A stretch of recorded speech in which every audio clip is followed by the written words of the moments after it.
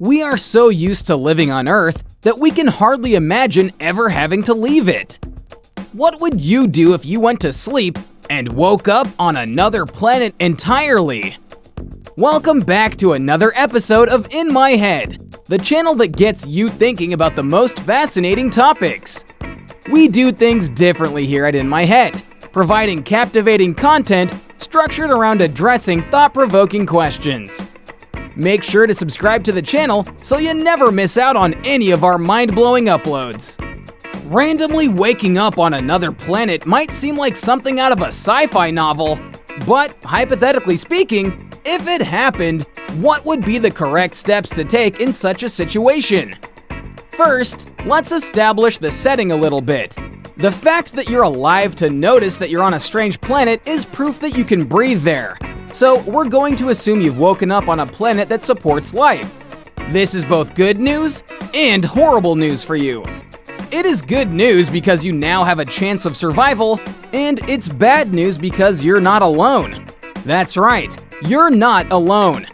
Even if this planet doesn't have intelligent life, you now have to worry about wild animals, microorganisms, poisonous plants, and sudden changes in the weather. This isn't a dead planet you can just stroll around carelessly. You have to calculate every step with great care, and more importantly, you have to become a scientist, or at least think like one. Every observation you make must be inscribed in your memory, because it might just mean life and death for you. You have to study the environment and determine what other characters exist there. Who and what are you sharing this planet with? Would it be safe for you to eat alien proteins? Would it be safe to breathe alien germs? What effect would your presence have on alien ecology?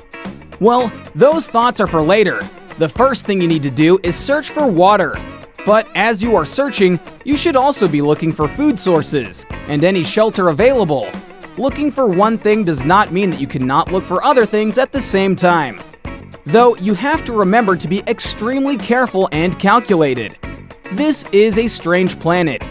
Anything that looks familiar is probably wildly different from what you're accustomed to on the Earth. But you have to focus on the task at hand. You'll need water, shelter, food, and a way to build a fire. Water, food, and shelter are your priorities though. If you are unable to find shelter, you will be at severe risk. There is no way for you to determine how randomly the weather will change. It is an alien planet after all. The weather could go from warm to frigid in just a few hours. You'll need a secure shelter that can protect you from the weather and predators. One that also allows you to store food. So you'd better find something to eat and get your energy up, because if you can't find a shelter, you're going to have to make one, and fast. It could be fatal for you if the night meets you without shelter. You also need to start thinking about establishing time. You'll need to know how many hours are in a day on that planet, and what time it gets dark. This is one of the first major steps you'll need to get settled into your new environment and possibly new life.